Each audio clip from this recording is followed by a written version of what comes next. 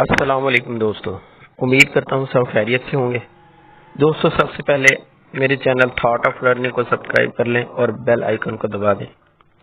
دوستو، ہم نے سیرت النبی صلی اللہ علیہ وسلم کا سلسلہ شروع کیا ہوا تھا۔ آج اس کی کڑی مدینہ میں اشاعت اسلام پر ہم بات کریں گے۔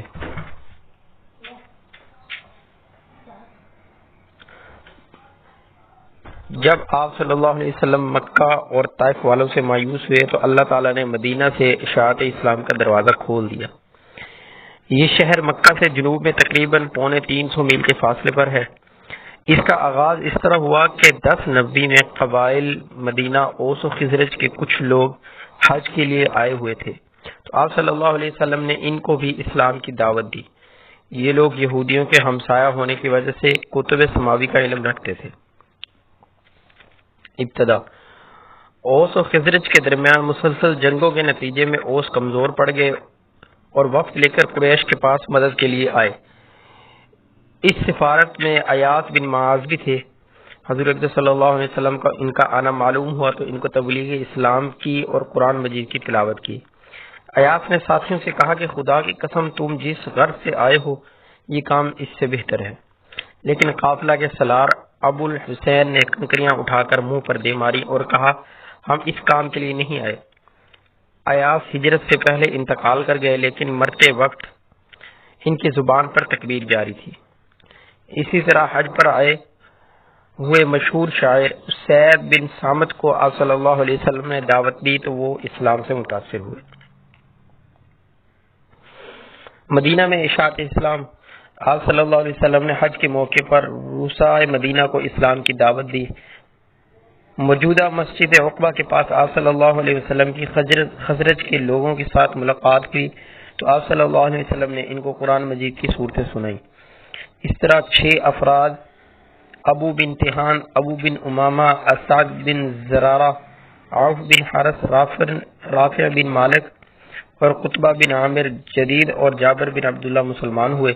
ان لوگوں نے مدینہ میں جا کر اسلام کی تبلیغ و اشاعت کی، جس کے نتیجے میں مدینہ کی زمین اسلام کے لیے ہموار ہوتی چلی گئی۔ ہجرت نبوت کا 11واں سال۔ اس سال 12 آدمی مدینہ سے آئے، عقبہ کی گھاٹی میں اسلام قبول کیا۔ انہوں نے ایک معلم ساتھ بھیجنے کی فرمائش کی۔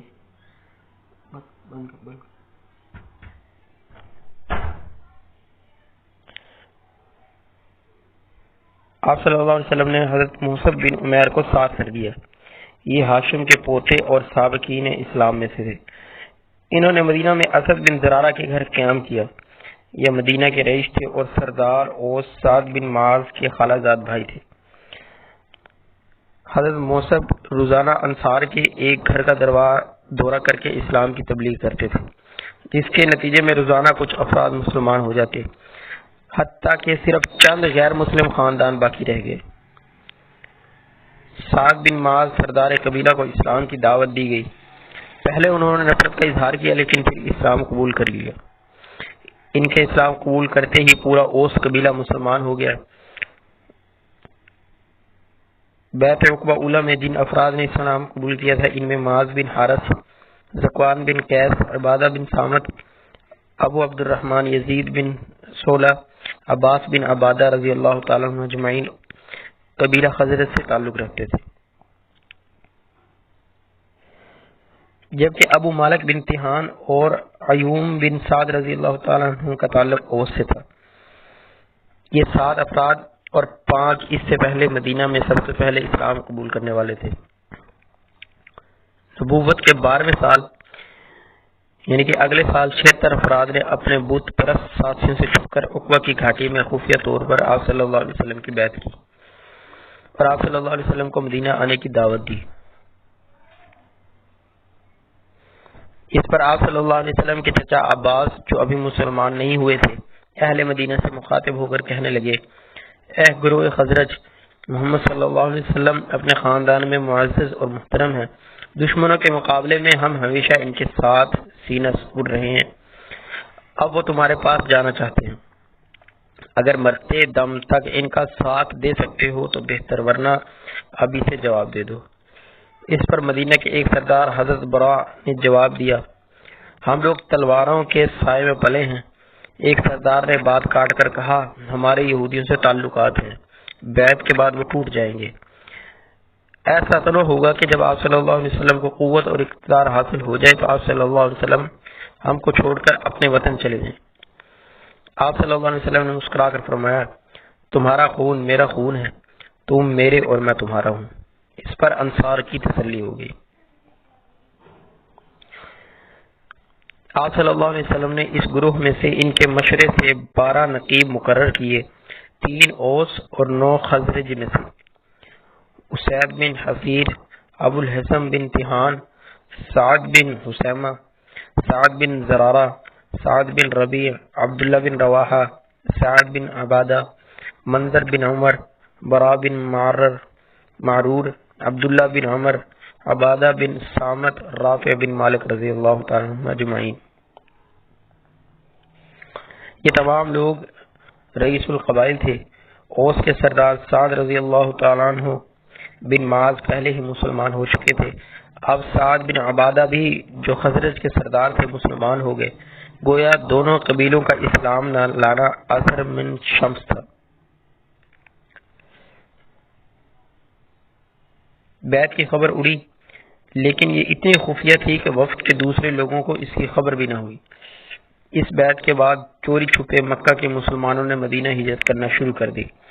اس طرح مکہ میں اسلام کی تبلیغ و اشاعت کا آخری مرحلہ پایا تکمیل کو پہنچا۔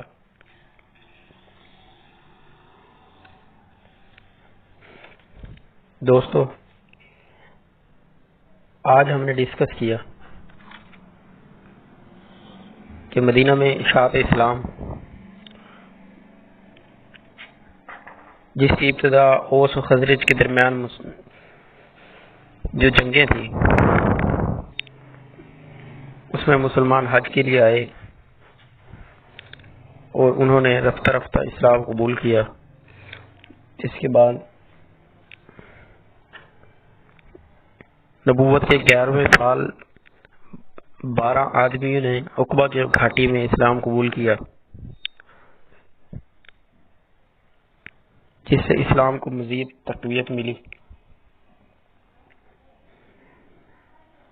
اس کے بعد اگلے ہی سال یعنی کہ نبوت کے 12ویں سال مزید 76 افراد نے اسلام قبول کیا اور عقبہ کی گھاٹی میں انہوں نے خفیہ طور پر آپ صلی اللہ علیہ وسلم کے ہاتھ پر بیعت کی۔